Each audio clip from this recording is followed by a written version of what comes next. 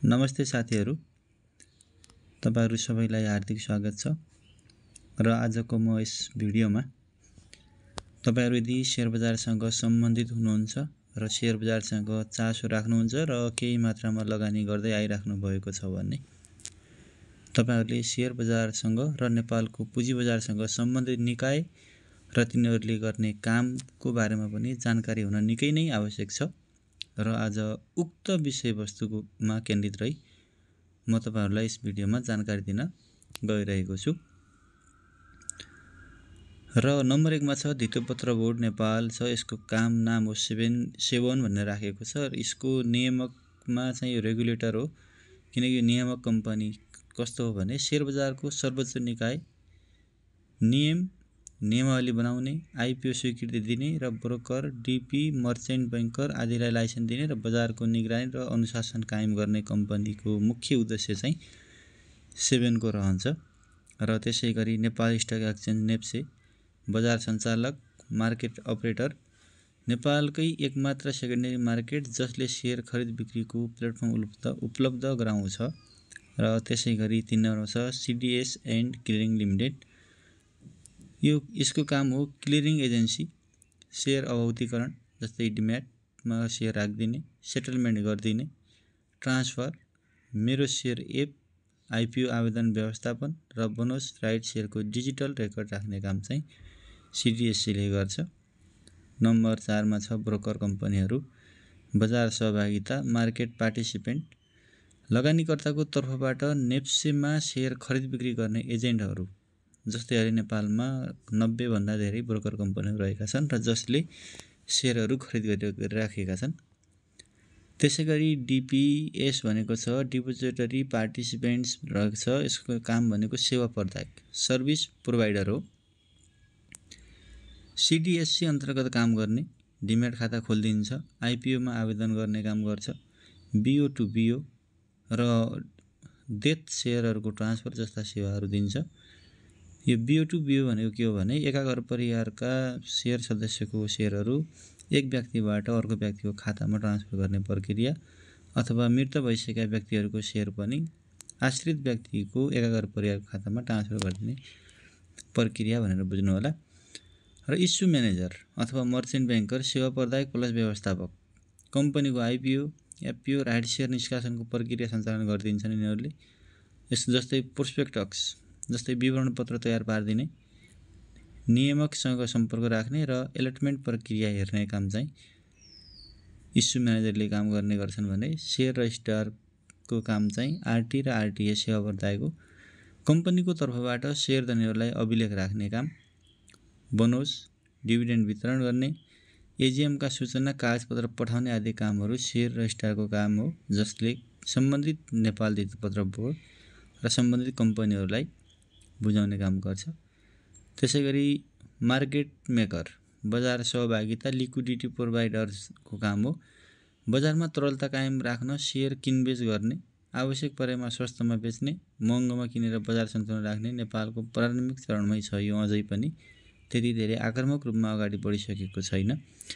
Listed companies सूचीकृत company छन्, जारीकर्ता संस्थाहरू हुन्, इस्युर हुन्। नेप्सेमा सूचीकृत कम्पनीहरूले शेयर जारी गर्छन् र तिनीहरूको नियामकको सम्पूर्ण निर्देशन पालना गर्नुपर्ने हुन्छ। यो चाहिँ जारी संस्थाहरू कम्पनी। त्यसैगरी इन्भेस्टर लगानीकर्ता, बजार सहभागी, पार्टिसिपेन्ट, मार्केट पार्टिसिपेन्ट हुन्। शेयर बजारमा पैसा लगानी गर्ने व्यक्ति वा संस्था, खुर्दा वा संस्था दुवै किसिमका। यसमा चाहिँ संस्थागत लगानीकर्ताहरू ठुला कम्पनीहरू र सर्वसाधारण लगानीकर्ताहरू दुईटै लगानीकर्ताहरू पर्छन्। लगानीकर्ता भनिसकेपछि हामी पनि लगानीकर्ता हो। 10 किता शेयर किन्नु पनि यसमा लगानीकर्ताकै रूपमा आउँछ।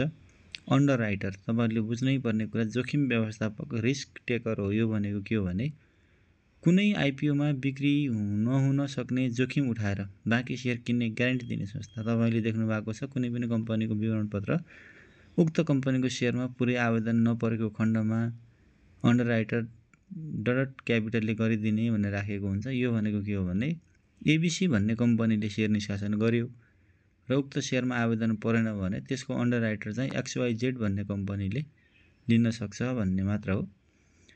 लेखा परीक्षक अडिटर यो स्वतन्त्र पर्यवेक्षक हो, थर्ड पार्टी भेरिफाइडर। सूचीकृत कम्पनीको वित्तीय विवरणको लेखा परीक्षण गर्ने, पारदर्शी सुनिश्चित गर्ने काम चाहिँ लेखा परीक्षकले गर्छन्। र क्रेडिट रेटिङ एजेन्सी जोखिमको मूल्याङ्कन गर्ने संस्था हुन् यिनीहरू भनेको। कम्पनी वा धितोपत्रको क्रेडिट योग्यता मूल्याङ्कन गर्ने, यो लगानीकर्तालाई जोखिम मूल्याङ्कनमा सहयोग पुर्याउँछ। यो क्रेडिट रेटिङको मुख्य भूमिका के हो भने लगानीकर्ताले सेयरमा लगानी गरिराखेका हुन्छन् र यसबाट कति प्रतिफल पाउन सक्छन् र कम्पनीमा गरिने लगानी कति जोखिम छ र कति फाइदाजनक छ भन्ने कुराहरूलाई क्रेडिट रेटिङले खुलाइदिन्छ। जस्तै अब नेपाल राष्ट्र ब्याङ्क तपाईँलाई थाहै छ, एनआरबी, यो चाहिँ नियामक हो, यो रेगुलेटर हो। यसको काम भनेको बैङ्क तथा वित्तीय संस्था, ब्याङ्क, फाइनान्स एन्ड माइक्रो फाइनान्सको नियामक निकाय। यसले तिनीहरूको मर्जर गरिदिन्छ, क्यापिटल वृद्धिको काम गर्छ, बोनस, डिभिडेन्ड र एजिएम जस्ता कामहरूको अनुमति दिन्छ। स्वीकृत बैङ्कहरूले सेयर बजारमा कुनै पनि कर्पोरेट एक्सन गर्नुअघि राष्ट्र ब्याङ्कको स्वीकृत अनिवार्य हुन्छ भनेको छ। त्यसैगरी बीमा प्राधिकरण छ, बीमा प्राधिकरण यो पनि नियामकको रेगुलेटर। नेपालमा कम्पनीहरूको नियमन गर्ने निकाय, बीमा कम्पनीहरूको यसले नियमन गर्छ मुख्यतया बीमा प्राधिकरणले। सेयर बजारमा सूचीकृत बीमा कम्पनीहरूको bonus share, right share, IPO र एजिएम आदि गर्न बीमा प्राधिकरणबाट स्वीकृति लिन अनिवार्य आवश्यकता छ र नेपाल बीमा प्राधिकरणबाट विभिन्न किसिमका अनुमति लिएर मात्र काम गर्न पाउँछ। त्यसैगरी फाइनान्सियल न्युजहरू छन् अथवा मिडियाहरू छन्, सूचना र सञ्चार भन्ने छ।